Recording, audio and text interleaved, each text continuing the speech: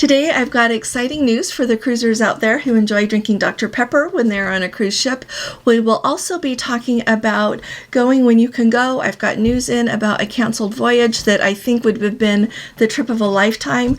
There's been another earthquake in one of the most beautiful parts of the world, and I want to share that news with you. And then finally, let's talk about taxes going up and some proposed tax increases at one of the most popular places people visit before they go on a cruise. Let's go ahead and get started.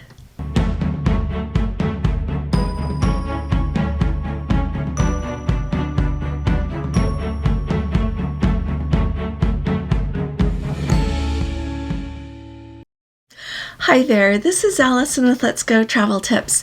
Today is Saturday. It is September 13th of 2025, and if you haven't subscribed to our channel yet, will you please click on that subscribe button? We really need to have you here with us, and if you appreciate my updates, please give this video a thumbs up. We talk about cruising 6 days a week, and when we go somewhere, we take you with us. The next place that we'll be taking you along will be on the beautiful Star Princess inaugural cruise. Very first sailing of that ship with guests on board will be sailing on October 4th from Barcelona. So let's start at the very top and talk about Dr. Pepper. It's really fun in the conversation of who enjoys what drink, as you hear from people what their preference is. There's a lot of people out there who like Coke products, a lot of people like Pepsi products, and I am always hearing very often people who like Dr. Pepper. Well, the conversation about soda on cruise ships, as far as Carnival Cruise Line goes, keeps circling around to guests wanting Dr. Pepper. So as of right now, the Carnival ships that are sailing from New Orleans, Mobile, Alabama, and Galveston, Texas, they are the ships that have Dr. Pepper available on board. That includes the beautiful Jubilee. And so it's really exciting that they've got some ships that have that beverage on board. John Hield has said that they have asked the higher-ups, the people that make all of these decisions, if they can please have Dr. Pepper on all of the other voyages, all the other ships, and he said it's under consideration. So let me know in the comments, would you like to see Dr. Pepper available on board your next cruise, okay? And would you be willing to sail on Carnival just to have Dr. Pepper? There's a question for you, huh? Okay, so let's talk about taxes for a minute. Not very long ago, I let you know how substantial the taxes were when we had a weekend stay in Anaheim, California. And I know that there are different little cities there that have different tax rates. Anaheim's, catch my video about it if you want to, is substantial. Well, on September 10th, an Anaheim Council member in one of their meetings suggested that they need to do a study and determine if it is time for the city of Anaheim to tax the gate entry tickets, so like your ticket to get into Disney, as well as the parking tickets. Right now, did you know that it costs $30 a day to park your car at Disneyland? That makes it so much more worth it to to stay at one of the hotels around there and just walk over. But at any rate, they back in 2022, they voted down offering a proposal to voters to decide if they should charge 2% tax on the entry tickets and the parking. And so they didn't do it at that time. So it's going to be really interesting to see what happens as far as the taxes go. It is interesting to know that over at Disney World in Florida, they do tax the tickets, and it is a 6.5% ticket when you purchase the tickets, and a 6% tourism tax for the Orlando area hotels on top of the county tax. So they are already doing it over in Orlando, Florida. We'll see what happens to Disney. One thing that I thought was really interesting as I was reading all about this, they were saying that they have this long-range plan. It's called the Disney Forward Agreement, where they kind of lay out and come to an agreement with Anaheim about how Disney is going to develop, offer new rides, what they're going to do with their hotels, and it's supposed to be their agreement for a set period of time.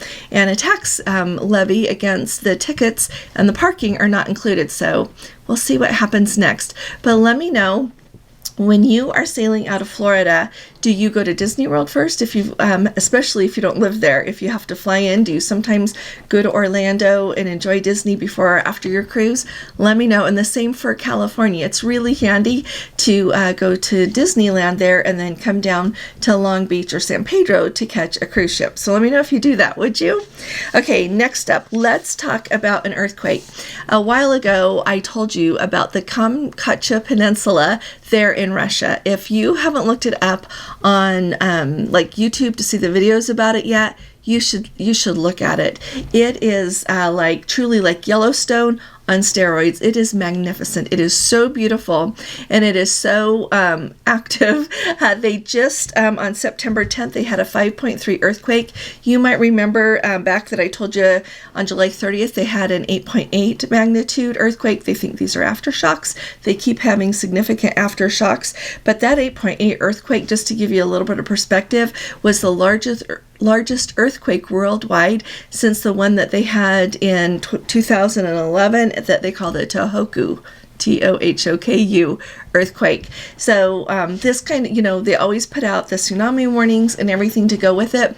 So when you think of that part of the world, I don't think this is going to impact cruising, but I think it is just so cool that you need to know about it. So look it up. Alrighty, next up. So let's talk, if you have been here with me for a while, I am always saying, I feel like you should go when you should go. And not in a morbid way, but you know what, none of us know what tomorrow brings, and so if you have the chance to go, you should go. And things are always in motion here in the world for whatever reason, and it's really highlighted today as MSC has had to cancel one of their grand voyages. The MSC Euribia was supposed to be departing on April 4th of 2026, and she was sailing from Dubai and going to, I'll tell you where she was going to go. She was going to leave Dubai, like I said, go have stops in Qatar, at Doha there, Abu Dhabi in the United Arab Emirates, stop in Muscat, Oman. They were going to go to Aqaba, Jordan, sail through the Suez Canal for 2 days. They were going to go to Alexandria, Egypt, followed by the Red Sea crossing, and then hit the Mediterranean, see some ports, and end over there in Southampton. So they have had to cancel that because it's not stable in the region for them to go through the Red Sea. And this is not new. They've had to cancel these cruises that they've had before. I love their optimism, though. I love their optimism that they keep planning these cruises, hopeful that things will calm down in the region and that people will be able to visit there for tourism once again. It's a part of the world I would love to see. And let me tell you, as soon as it is safe for sure to sail through the Red Sea, sail through the Suez Canal, and do all of that, I'm going to do it.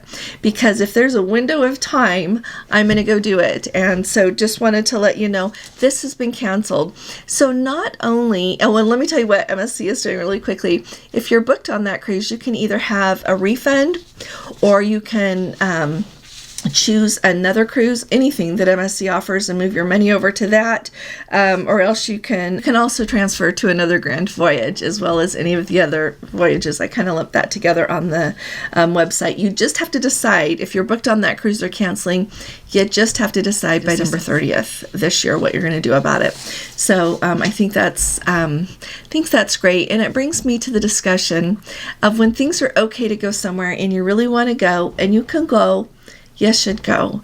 We visited, for example, St. Petersburg, Russia. We went there in 2016, and it was at a period of time that who would have thought that St. Petersburg was going to close again. So I'm really glad that we went. We went on a princess cruise. We had 2 days in St. Petersburg. I can't believe I booked a private tour guide, but it was phenomenal. Phenomenal. I gave her the list of all the places we wanted to go, and she got us there, and we had a spectacular time. But there's other places in the world, that we've been as well that I'm not quite so sure about now. And so kind of really arrange your bucket list according to what you want to do the very most. I've talked about this before, but really list out the things that you really want to do and then look for your opportunities to go do them, because you never know what tomorrow brings, politically, anything in the world, or with our health or with our family. So I love to read your comments. Let me know what you think about all this, and I'll be talking to you all again really soon. You all take really good care. God bless you. Bye.